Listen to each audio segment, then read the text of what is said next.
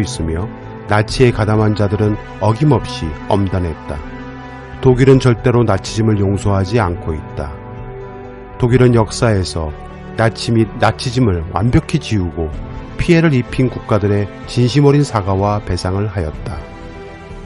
또한 제1차 세계대전 베르댕 전투의 영웅이자 프랑스군 원수로 추앙받았던 필리프 페덴 같은 인물은 프랑스 총리로서 2차 세계대전 당시 독일 나치에 굴복하고 항전을 하자는 드골 같은 진보 세력을 비판하며 독일의 무조건 항복, 파리 대신 비시를 수도로 하는 비시 프랑스 정부의 수반이 되어 적극적인 대독 협력 정책을 펼쳤다는 이유로 그는 사형 판결을 받았다. 그는 종신형으로 감형된 후 대서양 되섬의 교도소에서 쓸쓸히 생을 마감했다. 그는 프랑스 국립묘지에 묻히지를 못했다. 죽어서도 대서양 연안에 있는 그 감옥에 묻혔다. 제국주의 시절 제국들에 의해 나라를 뺏기고 어쩔 수 없는 인고의 세월을 보낸 나라들 중 그 제국의 앞잡이가 되어 친제국주의자들로 활동해온 자들이 각자의 나라의 국립묘지에 안장된 것은 우리나라만이 유일하다. 우리나라는 친일에 대한 청산이 없었다. 단 한 번도 없었다. 아무리 기록하고 기록해도 기록만으로 그칠 뿐 친일 세력들에 대한 그 어떠한 형벌이나 청산이 없었다. 백선엽, 그가 죽었다. 그리고 대전 현충원에 전투복 수의를 입고 안장됐다. 연결식은 육군장으로 치러졌다. 여기 두 사람이 있다. 한 명의 이름은 박정희, 또 다른 이름은 백선엽이다. 본 영상에는 당시 잔인무도했던 장면들을 사진이나 영상으로 담질 않겠다. 차마 그 상황들을 이 영상을 보는 사람들이 보면서 토악질을 하거나 상상하여 하루를 불쾌하게 보내고, 당시 평양사범, 대구사범은 경성사범과 함께 일제강점기에 3대 사범학교로 일컬어지던 관립 명문사범학교였다. 들어가는 것도 꽤 어려웠던 만큼 두 사람은 머리가 좋은 편이었던 것 같다. 당시 일본은 민족 말살 통치를 보통 학교 교사들을 통해 시작했다. 어린 학생들에게 어려서부터 대한독립과 한민족을 지우게 한 것이다. 그러나 당시 보통 학교 교사들 대다수가 조선 학생들에게 드러내놓고 정식 교육은 못했지만 일과 시간 외에 몰래 나라의 독립과 민족주의 정신과 조선의 역사의식을 심어주고자 노력한 교육자들이 대다수였다 한다.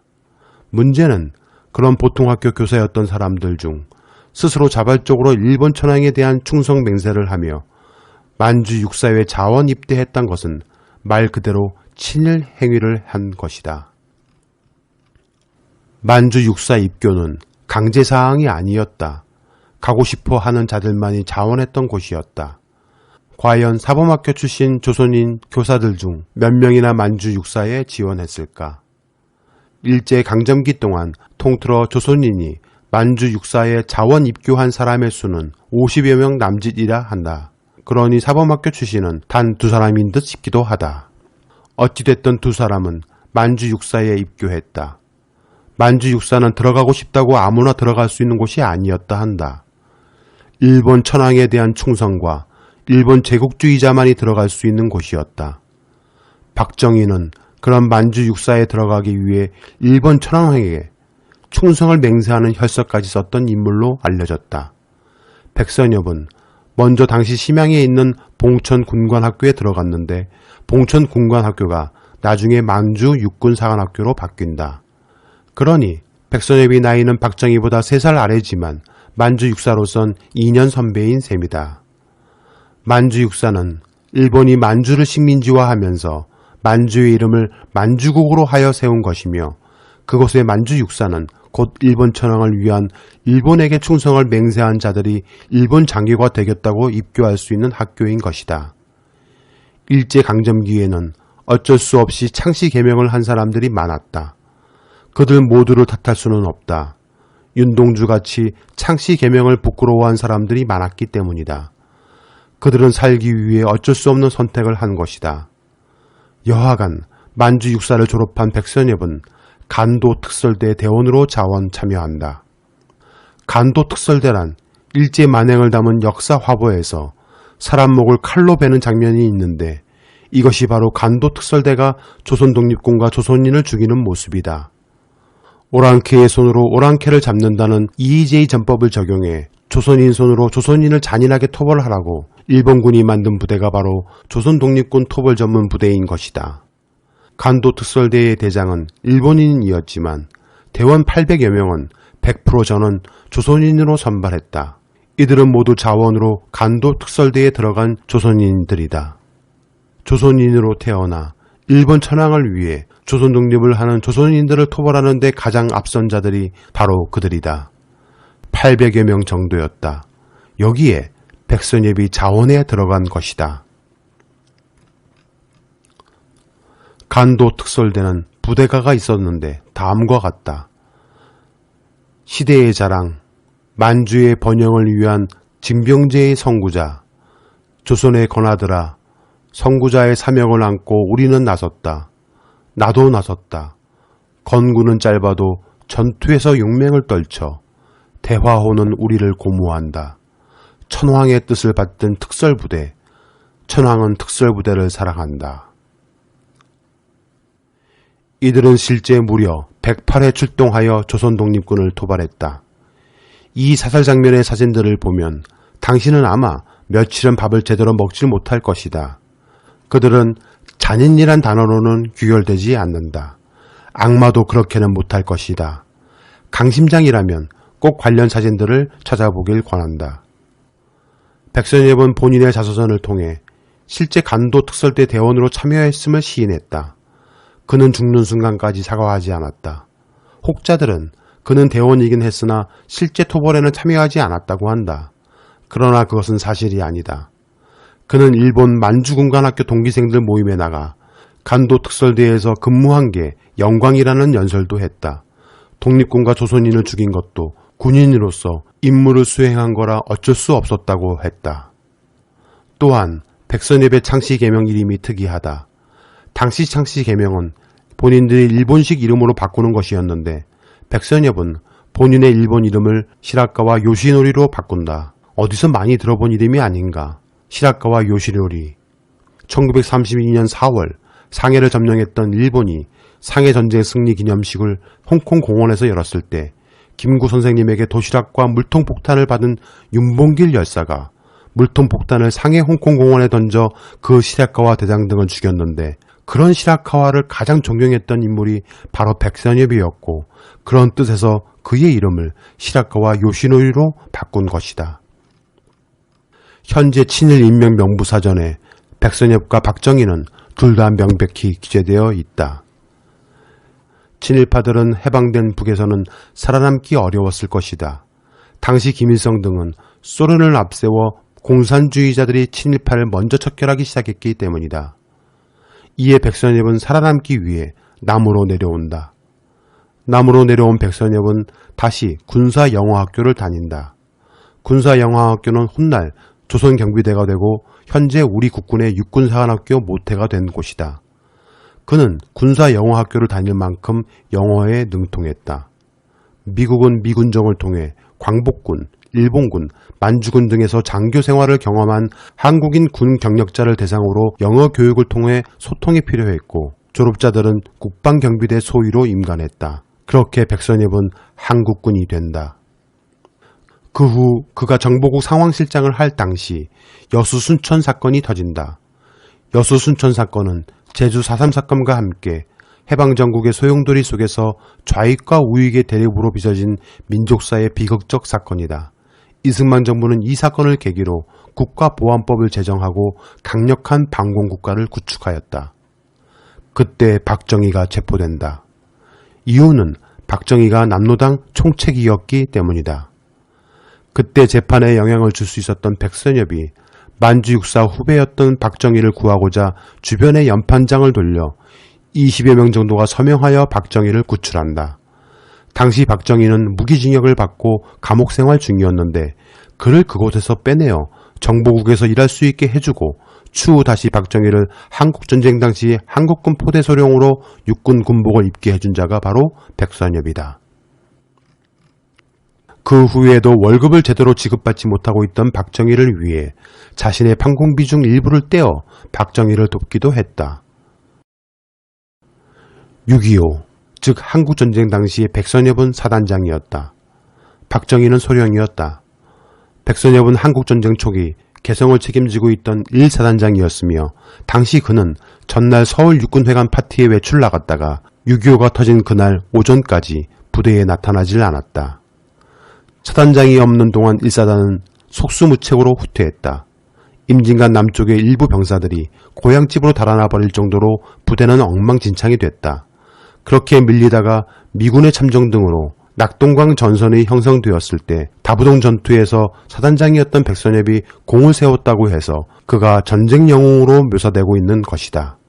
백선엽이 다부동 전투로 대한민국을 구했다는 건 당시 1개 사단으로 북한군 3개 사단을 상대해서 격퇴했다는 건데 당시 낙동강 전선이 무려 240km였다. 그 긴 전선에서 불과 경북 칠곡 가산에서 벌어진 한 전투가 낙동강 방어 전투 전부를 대변할 수는 없다. 그 당시 그 전선에는 미 육군 워커 장군의 지휘하에 있었다. 한국군 5개 사단과 미군 3개 사단 그리고 1개 여단이 워커 장군 지휘하에 방어를 했는데 이 다부동 지구는 그중 일부분이었던 것이다. 당시 낙동강 상류에서 미 공군 B-29 폭격기는 거의 매일 융단 폭격을 퍼부었다. 다부동 옆인 외관 지역에서는 B-29가 반나절을 폭격해 북한군 3만 명이 폭사한 것으로 알려지기도 한다. 다부동 전투도 B-29 폭격기가 없었으면 1개 사단이 3개 사단을 상대하기 어려웠던 상황이었다. 즉 백선엽의 전공은 너무 많이 미화된 것이다. 게다가 백선엽이 스스로 자서전에서 밝힌 당시 전투 중 지금부터 돌격이다. 나를 따르라. 내가 혹시 후퇴하면 나를 쏴버리라 고 했다는데 이게 말이란 것이 듣는 사람이 있어야 말이 되는 것이다. 즉 스스로 밝힌 이 내용은 글이지 말은 아닐 수 있지 않나 생각된다. 당시 그 말을 직접 들었다고 올바르고 제대로 팩트의 기인에 증언하는 참전군인은 없기 때문이다. 다부동 전투에서 전사한 선열들은 장렬하게 싸운 것은 사실이다. 그들 모두 한 분 한 분이 진정한 영웅이었다. 그러나 실제 다부동 전투는 백선엽이 이끄는 한국군보다 8월 18일에 지원된 미 제27연대와 협동으로 적진 돌파 작전이 주요했으며 추후 더 보강된 미군 2개 연대가 큰 역할을 한 것으로 밝혀졌다. 백선엽 한 명으로 인해 전세가 뒤집어지거나 그가 영웅으로 칭송받을 하등의 이유가 없는 전투였던 것이다. 그리고 더 나아가 그 당시 낙동강 전선에서 다부동 전투보다 인강지구 전투라든지 포항 전투라든지 전투 분단사적으로 의미가 큰 곳들이 더 많았다. 현충원 국립묘지에는 68명의 친일 인사가 묻혀 있다. 그들은 대부분 국방부 장관, 육군참모총장 등을 했던 자들이다. 그들은 전선에서 앞장서 적과 교전하며 장렬하게 전사한 순국 선열과는 다른 인물들이다. 일제시대부터 미군정에 이르기까지 출세와 자신의 영달을 위해 오로지 권력에 기생하며 살아온 자들이 대부분이다. 맥어더 장군이 인천 상륙작전에 성공하여 평양을 향해 진격할 때 일본이 임진왜란 당시 누가 먼저 한양을 점령하냐를 두고 일본 장군끼리 서로 경쟁했던 것처럼 당시 국군 내부에서도 서로 평양에 먼저 입성하기 위해 경쟁했던 것이 사실이다. 당시 백선엽은 영어를 잘한다는 이유로 미군으로부터 전차를 지원받아 그 전차를 앞세워 평양에 가장 먼저 입성한다. 이런 두 가지 이유로 그는 31살의 나이에 육군참모총장에 오른다. 그 후 이승만 정권은 영어에 능통한 그를 외국 대사로 자주 발령을 내는데 대만 대사 시절 5.16 군사 쿠데타가 일어난다. 백선엽은 빈정이 상했다. 박정희는 자신의 부하였던 것이다. 그런 자가 군사 반란을 일으켜 정권을 잡아버리니 배가 무진장 아팠을 것이다. 그래서 그는 미국에게 박정희는 빨갱이다 라고 하며 다니기 시작했다. 그 이유로 인해 백선엽은 한국으로 들어올 수가 없게 되었다. 또한 박정희 입장에서도 백선엽은 한국 군대에 영향력이 있는 인물이었기에 쉽게 한국으로 불러들일 수도 없었다. 그래도 박정희는 백선엽에 대한 예정도 있고 하여 그를 제거하진 않고 아예 멀리 캐나다 대사 등으로 발령을 내버린다. 그러다가 1968년이 되어서야 둘은 화해한다. 기본적으로 박정희는 백선엽에 대한 고마움이 있었기 때문이다. 그 이후로 백선엽을 국토교통부 장관에 아친다.